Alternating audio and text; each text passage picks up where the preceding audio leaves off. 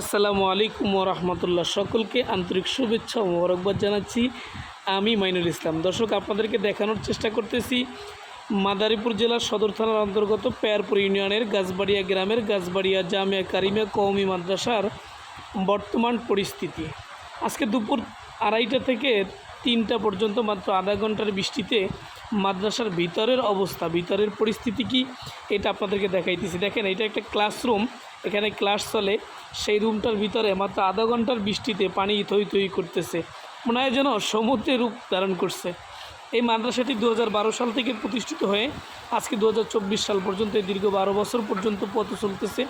অত্যন্ত সুনামের সহিত মাদ্রাসার দীর্ঘ পথ চলা, মাদ্রাসার প্রতিষ্ঠাতা পরিচালক সহ মাদ্রাসার দায়িত্বশীল মাদ্রাসার বর্তমান পরিচালক এবং প্রতিষ্ঠাতা পরিচালক মাওলানা ইলিয়াস হোসেন মোল্লা সহ যারাই আছে, তারা দীর্ঘ সময় ধরে সুষ্ঠুভাবে সুন্দরভাবে মাদ্রাসার পরিচালনা করে আসছে।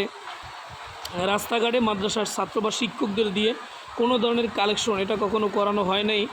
আপনারা ইতিপূর্বে আমি আপনাদের ভিডিওর মাধ্যমে দেখাইছিলাম, মাদ্রাসার নতুন ঘর নির্মাণ করার জন্য একটা স্থানে বালু ভরাট করা হয়েছে। বালু ভরাট করার পরেও কাজ শুরু করা হয়নি, কারণ অর্থনৈতিকভাবে দুর্বলতার কারণে এখন থেকে কাজ শুরু করা হয়নি। আমার এই ভিডিওটা দেখার পরে যদি কারো মনে ইচ্ছা জাগে কিছু দান করার, অবশ্যই মাদ্রাসা আসবেন, কিছু দান করবেন।